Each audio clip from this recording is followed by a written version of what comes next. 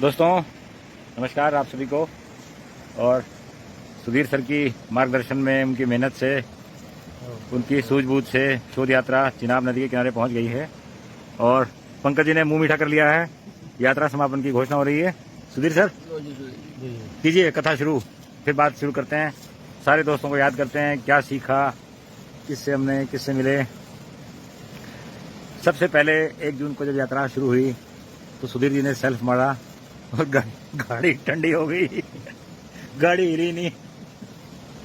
मुझे पता था कि भाई बजरंगबली जी यात्रा को सपोर्ट कर रहे हैं तो चिंता की कोई बात नहीं है। और वहाँ कोई जान पहचान नहीं थी, कुछ नहीं था। मैंने कहा सुधीर सर मैं चलता हूँ और आप सूझबूझ का प्रयोग करके गाड़ी को स्टार्ट करा के ले आओ। हम लोग फोन पे बात करते रहे और फिर फाइनली गाड़ी स्टार्ट हो गई। और फिर उसके बाद आगे की कहानी ये हुई कि हम लोग शक्ति फार्मा एरिया में पहुंचे। तो सुधीर सर क्या ऑब्जर्वेशन था आपका?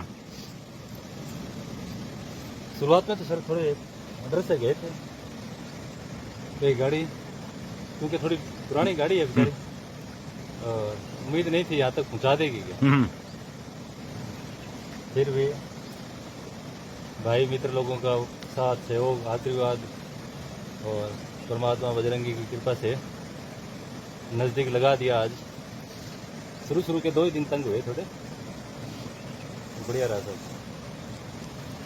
बाकी कहीं हवा भराने की या पंचर की कोई नौबत नहीं है। हवाई चेक नहीं करवाई और ना रास्ते में कोई पुलिस वाले भाई या आरटीओ डीटीओ किसी ने कोई कागज हाथ भी नहीं दिया। किसी ने भी कोई कागज पत्री पूछा हो। यात्रा की गाड़ी चल रही है तो अब देखो 1100 किलोमीटर में किसी ने भी नहीं पूछा भाई कहाँ जा रहे हो, आरसी कहाँ है, इंश्योरेंस कहाँ है, कहाँ से आए हो, ड्राइविंग लाइसेंस कहाँ है।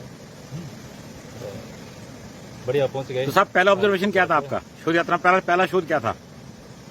देखो सर पहले दिन तो जैसे पहुंच रहे अपने जा रहे थे ना जी, तो जाते टाइम रास्ते में बस पहला और अंतिम वही था। हाँ, उस एरिया के अंदर साहब घास बहुत ज्यादा था और घास एकदम सही सलामत खड़ा था वहाँ पे। तो अगर ये घास इस तरीके से सही सलामत राजस्थान में हो, हरियाणा में हो, तो आवारा पशु और गोवंश छोड़ती नहीं है साहब जी। देखने में ऐसे लगा। और घास भी खूब ऊंचा बड़ा घास। उस चीज़ की अपनी चर्चा पूरे रास्ते में करते आए कि उसके बाद निगाह मारी इधर उधर, कोई आवारा गोवंश या कोई भैंस, गधा, कुछ नहीं दिखा। फिर अपने वो रमेश माझी से पूछा, जो लोकल है वहाँ के रहने वाले। लोकल है भाई रमेश जी, गाय हमारे को दिख नहीं रही है और गौशालाएं कितनी है यहाँ पे। तब उन्होंने सब सारी चीज बताई कि इस तरीके से देसी गोवंश को हम माता मानते हैं और घर में रखते हैं। घर में वो लास्ट तक रहेगी, अपनी अंतिम सांसें भी अपने खूंटे पे पूरी करके जाएगी, चाहे वो दूध दे या चाहे ना दे। कोई भी पशु बाहर नहीं मिलेगा। इससे बड़ी मतलब देखो साहब, ऐसा आज तक मैंने यात्राएं मेरी भी खूब हो गई। गुजरात हो गया, कश्मीर हो गया, छत्तीसगढ़ हो गया, यूपी हो गया, मतलब हर स्टेट में, महाराष्ट्र और हर जगह घूम लिया। पर ये चीज और ये मन में भावना जो है ना, कहीं नहीं देखी, वो सब किसी स्टेट में नहीं देखी। नारे लगाते रहेंगे, कहते रहेंगे, और खासकर हिंदू लोग हैं अपने, जो गौ हमारी माता है, गौ हमारी माता है। पर सही तरीके से जो असली हिंदू हमने शक्ति फार्म में देखे, वहाँ देखे हैं, जो हिंदुत्व का, हिंदू सभ्यता और संस्कृति का को जीते हैं। और असल में सही बोले तो जो गौ माता का एक तो नारा लगाना, वो एक अलग मैटर है सर। उसके साथ रहना, उसके साथ मतलब उन नियमों को पालन करना एक अलग चीज है, वो एक अलग चीज है। तो कुल मिला के हम ये कह सकते हैं भाई हमने शोध यात्रा में एक ऐसे इलाके की खोज की जहाँ गौ का बहुत सम्मान है। जी। और गौ एक जीवन शैली का हिस्सा है, परिवार का हिस्सा है। तो एक बड़ा शोध था हमारा ये। फिर साहब उसके बाद जब हम वहाँ से एक रात को शक्ति फार्म में रुके तो वहाँ पे हमारे पुराने अवार्डी सुखरंजन मिस्त्री के घर गए। लगभग 1.5 दशक के बाद उसके परिवार से पूछा कि भाई नेशनल अवार्ड मिला, तुम्हें कैसा लगा? तो उनकी पत्नी ने बताया कि आज तक हमारा वो जो चाम है ना वो सब खत्म नहीं हुआ है। अच्छा। लोग अभी पूछते हैं हमने कि तुमने क्या इनोवेशन किया था, क्या किया था, तुम्हें कैसे राष्ट्रपति जी ने अवार्ड दिया। पूरा परिवार ही बहुत खुश था सर, बहुत खुश था, बहुत ज्यादा। और उस अवार्ड ने एक पूरे परिवार की एक जीवन को बदल के रख दिया। और काफ़ी वो उन्होंने अपनी जीवन शैली को भी अपग्रेड किया है, बच्चे भी पढ़ रहे हैं और उनका सम्मान भी वहाँ पूरे इलाके में काफ़ी सम्मान है उनका वहाँ पे। फिर अगले दिन शोध यात्रा जब चोर गलिया में पहुँची तो वहाँ पे क्या हुआ, मैं जैसे ही चला मुझे 10 का सिक्का मिला। फिर और आगे चला मुझे एक और सिक्का मिला, फिर और आगे चला एक और सिक्का मिला। मैंने कहा इतने पैसे क्यों मिल रहे हैं? वो पैसे मैं इकट्ठे करता चला गया, मुट्ठी भर गई पैसों की। तो मैंने वो पैसे एक मंदिर में डाल दिए। तो जब मैंने वो पैसे मंदिर में डाल दिए तो उसके बाद आगे चला, फिर और ज़्यादा मेरे को पैसे मिले। तो मैंने कहा यहाँ पैसा क्यों मिल रहा है? तो जब हमने वो जंगल पार किया तो हमारे को वहाँ पे जंगल के पार जहाँ हमने जाना था, नरेंद्र सिंह मेहरा जी मिले, जो हमारे उस इलाके के गाइड थे, जिनके सारे हमने सारा ये आगे काम बातचीत करनी थी वहाँ पे। उन्होंने बताया जी हमारे यहाँ पे एक रिवाज है कि जब भी कोई व्यक्ति जंगल पार करता है, अपने घर से बाहर जाता है, तो थोड़ा सा अनाज और एक सिक्का वो अपनी गाड़ी से बाहर फेंक देता है। अच्छा। उसका पर्पस ये है कि जो अनाज है वो तो जीवों के काम आ जाएगा और जो सिक्का है वो ऐसे लोगों के काम आएगा जिनके पास कुछ नहीं है। कुछ नहीं है जंगल में, जंगल में चले गए हैं, वहाँ पे कुछ काम कर रहे हैं, क्रॉस कर रहे हैं, भी ऐसे भी तो लोग होंगे जिनके पास कुछ नहीं होगा। मुझे ये जो उनकी मर्यादा है, परंपरा है, बहुत बड़ी गहरी इसमें एक सोच है। जंगल में की कितनी इज्जत करते हैं, जंगल की भी इज्जत करते हैं, जीवों का भी सम्मान करते हैं, प्लस लोगों का भी, उन लोगों का भी ख्याल उन्होंने रखा हुआ है जिनके पास कुछ नहीं है या जिनके पास सिक्के नहीं है, जो मेन स्ट्रीम जो आर्थिक जो चैनल है उसमें कनेक्ट नहीं है। तो मेरे को लगा भाई ये वाकई एक नई चीज़ हमने सीखी है। फिर वहाँ पे हमारे को उमेश भाई मिले, उमेश चौफाल, नरेंद्र मेहरा जी, और उन्होंने हमारे को एक बरगली फैमिली से मिलवाया। बरगली जो परिवार है वो काफ़ी सारे परिवार हैं उसमें, एक मतलब गोत्र के लोग हैं वो। उनके यहाँ सुबह सुबह लोगों का तांता लग जाता है, पूरे जो परिवार के जो लोग हैं, अलग अलग फैमिलीज हैं, वो लोग हड्डी जोड़ने की जो है मेडिसिन देते हैं और खाना नहीं देते हैं। अच्छा। चाय भी घर से पिलाते हैं लोगों को, पैसा कोई नहीं लेते। और उनका सिस्टम क्या है कि उनके पास एक पौधा है, उस पौधे की पहचान है उनको, और कोई छुपाई हुई बात नहीं है, शेयर भी कर देते हैं। लेकिन कहते हैं ये लोग हमारे से हाथ से उसको प्राप्त करना चाहते हैं। किसी की हड्डी टूट जाती है तो डॉक्टर से हड्डी सेट कराने के बाद, प्लास्टर लगाने के बाद उनके पास आओ और वो अपने गिलास में वो पानी बना के देते हैं उसका, पियो, आपकी हड्डी बड़ी स्पीड से आपकी हड्डी जुड़ जाएगी। और बड़ा अच्छा वो हुआ। फिर शाम को हम मेहरा जी के घर पे पहुँचे, जो नरेंद्र सिंह मेहरा जी हैं, बड़े कमाल के आदमी हैं जी, आविष्कारी आदमी हैं।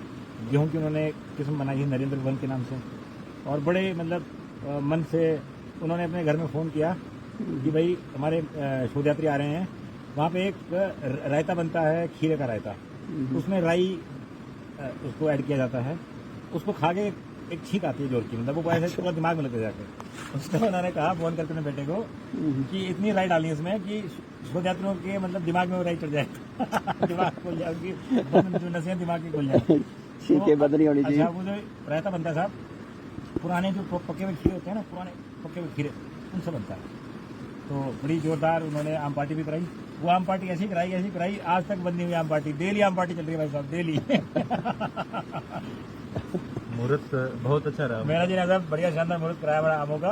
पूरे रास्ते में आमों के पेड़ लगे हैं, और हम जहाँ दोपहर को सोते आम के पेड़ नीचे, तो सो के उठते थे, वहाँ आम गिरे मिलते थे। उठा लेते, गाड़ी में भर लेते, जिसके पास जाते वो गाड़ी में 4 किलो आम ठोक दिए उसने। तो वही बहुत अच्छा रहा ये। फिर वहाँ से चले, उसके बाद हम सुबह वहाँ से चले तो गिरीश भाई मिले और पुष्पा जी मिली वहाँ पे हल्द्वानी में। उनसे गिरीश भाई ने तुम्हारी गाड़ी भी ठीक कराने में पूरी मदद करी, और वहाँ गाड़ी ऐसी सेट हुई कि अभी तक हमारे को कोई दिक्कत नहीं आई। और फिर वहाँ से आगे चले तो हमारे जो डॉक्टर महेश चंद्र हैं, उनका जो पैदल चले गए आपके साथ? हाँ, गिरीश जी पैदल चले, और जो नरेंद्र जी थे वो भी मैं पैदल। बड़ी कमाल की बात हुई साहब, हल्द्वानी जो शहर है उसके बाहर एक बड़ा कूड़े का ढेर है, और वहाँ पे आग लगी रहती है। जब मैं और जो मेहरा जी थे, हम पैदल आ रहे थे, 11 बजे का टाइम था, खूब धूप थी। मेहरा जी ने कहा भाई कमलजीत ऐसा है तो चलना मुश्किल हो जाएगा, सामने धुएं ने बिल्कुल सड़क को ऐसे छाया रखा है, और इतना जहर भर जाएगा फेफड़ों में, बड़ी समस्या हो जाएगी। पर हम रुके नहीं, चलते रहे।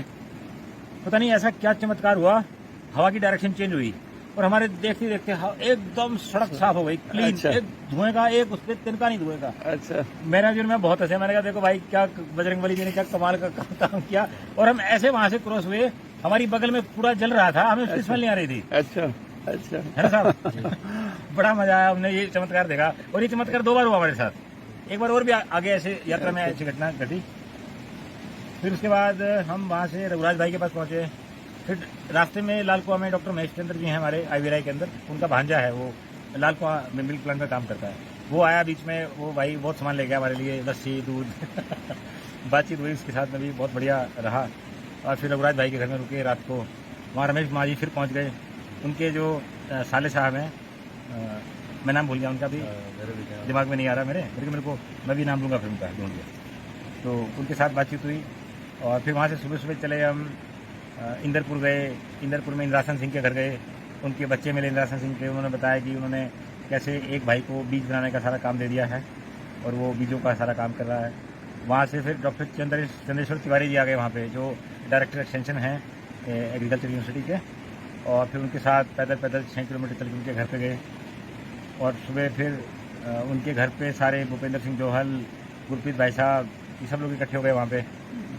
और फिर वहाँ से अगले दिन हम सुबह सुबह चले तो रामपुर पहुँचने से पहले डॉक्टर बालेंदु प्रकाश के रसशाला की तरफ एक रास्ता मुड़ता है, वहाँ चले गए। वहाँ पे हमने सिद्ध मकर ध्वज बनने की प्रक्रिया को देखा। सिद्ध मकर ध्वज कैसे बनता है, डॉक्टर साहब ने पूरी तैयारी करके रखी हुई थी। और मैडम जो बालेंदु प्रकाश जी हैं, उन्होंने बहुत हमें अच्छा खाना खिलाया। रसशाला में हम लोग गए, स्पेशली उन्होंने ट्यूबवेल चलाया वहाँ पे, ठंडे पानी का ट्यूबवेल खूब कर दी थी उसने। और सारी वहाँ थकान उतरी, बढ़िया खाना खाया हमने, वहाँ सोए भी थी हम बहुत देर। और फिर वहाँ से निकल के शाम को हम लोग नवाब सिंह जी के पास पहुँचे, नहीं नवाबपुर, भगवान सिंह जी के पास। भगवंत सिंह जी का परिवार भी बड़ा ही मतलब बढ़िया परिवार है। कर्नल साहब हैं उसमें, एक उनके चाचा जी के बेटे हैं हरिशपाल जी, और जो भगवंत सिंह जी हैं ऑर्गेनिक फार्मिंग करते हैं, फ्रूट के बड़े जानकार हैं। चीकू उन्होंने कामयाब किया वहाँ पे। और फिर उनके पिताजी से भी मुलाकात हुई रात को, जो शायद 90+ हैं वहाँ पे। और फिर वहाँ से हम सुबह सुबह बेनज़ीर फार्म के लिए गए। और जब बेनज़ीर फार्म पे हम लोग पहुँचे, वहाँ हमने कैसा पेड़ देखा। क्या था साहब पेड़? बहुत विशाल पेड़ था सर जी, तो, मेरे ख्याल और कम से कम 55 साल पुराना पेड़ था। और उसको रख रखाव मेंटेनेंस वो हर साल बड़े ही एक बच्चे की तरह साथ में और सब सारा उसी तरीके से करते हैं। और उसकी छांव में कम से कम 1500-1600 आदमी बैठ सकते। अच्छा, इतना बड़ा पेड़ है वो। इतना बड़ा विशाल पेड़ है वो। जब उस दिन हम चल रहे थे तो पूरी रास्ते में गर्मी थी, जबरदस्त गर्मी थी। और जब हमने वो पेड़ देखा, ओहो क्या मौजें लगी भाई साहब। उसके नीचे फिर एसी चल पड़ा। चारपाई डाल ली और सर ने तो कहा था कि आप एसी रूम में सो जाओ, हाँ। पर नहीं सर, कोई जरूरत ही नहीं है। हाँ जी, अब आगे इधर तो वहाँ से फिर हम दोपहर में चले तो फिर हम सिंह सभा गुरुद्वारे में रुके।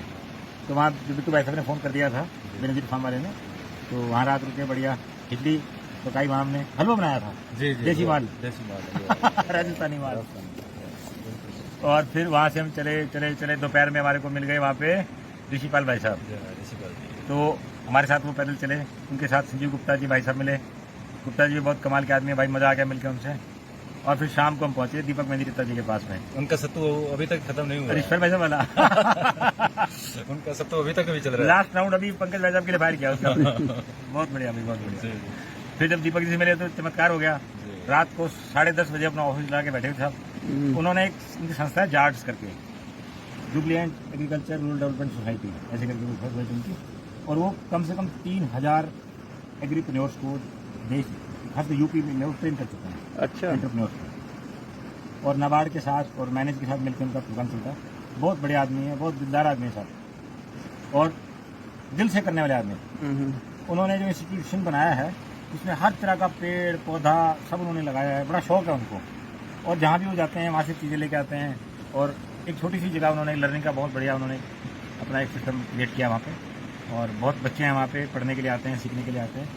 और सुबह फिर दीपक जी हमारे साथ पैदल चले 6-7 किलोमीटर, और पूरा बाईपास क्रॉस करके चंदौसी रोड पे में छोड़ के फिर वापस गए। फिर बच्चों की वो। हाँ, अब आप बताओ दोपहर में फिर क्या हुआ? एक मिनट देख लेना। जी जी, रोक लिया ना आपने?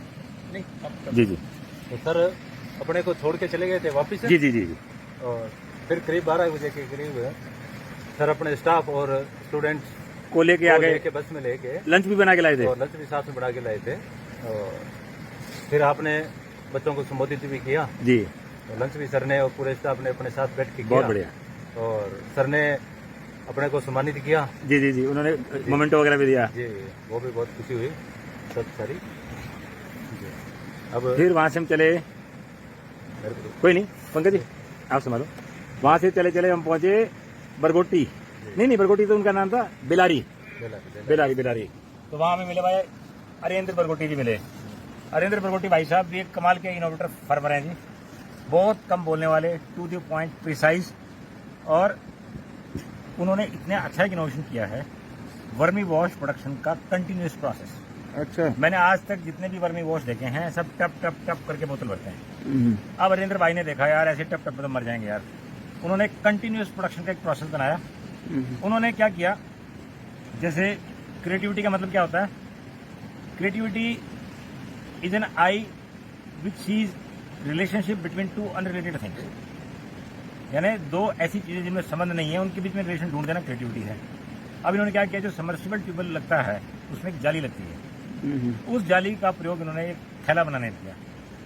उस थैले में इन्होंने वर्मी कंपोस्ट भर दिया, उसमें केचुए भर दिए, उसको थैले को एक बाल्टी में डाल दिया और बाल्टी में नीचे सैंड रेत वगैरह भर के, पत्थर वगैरह भर के उसके नीचे एक टूटी लगा दी, ऊपर से उन्होंने टप टप करके पानी गिरने का प्रोसेस बना दिया। ऐसे 40-50 बाल्टियां उन्होंने मिलके एक नीचे कॉमन पाइप से जोड़ दिया। अच्छा। लास्ट में एक टैप लगा दिया। अब 50 बाल्टियां जब टप टप कर रही हैं तब टूटी खोलो तो फ्लो में पानी चलेगा आपका। क्या कमाल हो गया भाई साहब, बहुत मजा आया देख के, और सब जगह उनको एप्रिशिएशन मिला। और फिर अगले दिन अरेंद्र भाई दोपहर में आए और हमारे को घी दे के गए, बड़ा भाई साहब अच्छा लगा, बहुत बढ़िया हैं अरेंद्र भाई।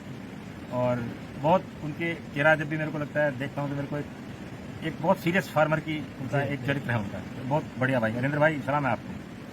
फिर भाई हम वहाँ से आगे चले हमें मिले राम प्रकाश जी, जो हमें लेने के लिए आए थे, अनिल दुबे जी ने भेजा था। उससे पहले हम चंदौसी का बाजार हमने क्रॉस किया राम राम करके, इतनी भीड़ा इतना टाइट, मतलब पैदल चलने वाले को भी समस्या थी। और सुधीर जी ने वहाँ से गाड़ी कैसे निकाली इनकी आत्मा जानती है। पुराने चंदौसी से निकल के हम पहुंचे बाहर, तो हमें वहाँ पे अनिल दुबे जी मिले, और सॉरी वो मिले हमें राम प्रकाश जी। वो अनिल दुबे जी ने उनको भेजा था। वो 2-3 किलोमीटर अपनी बाइक को बंद करके हमारे साथ पैदल चले अंधेरे में ही। फिर हम अनिल दुबे जी के पास पहुंचे। अनिल दुबे जी भी एक बड़े पीर फकीर टाइप आदमी है भाई। और रात को जब हम सोए वहाँ पे, जो उन्होंने पंखा चलाया भाई साहब, वो पंखा ऐसा जम्बो जेट मैंने जीवन में नहीं देखा था वैसे। मतलब मैं पूरा खाट पकड़ के सोया, इतनी वो एग्रीकल्चर इम्प्लीमेंट था गेहूं साफ करने वाला। अच्छा, पर उन्होंने वहाँ उन्होंने कहा लाइट आएगी रात को, पता नहीं 10 बजे, सुबह 7 बजे तक लाइट रहेगी। और जैसी 10 बजे लाइट आई उन्होंने पंखा वो चला दिया फर्राटा। वो पंखों का मतलब दादा था, वो बाप भी नहीं था। तो ये आ रहा व्यू आ रहा चुनाव का पीछे बीच में। हाँ, कोई मैं थोड़ा जगह चेंज करता हूँ। फिर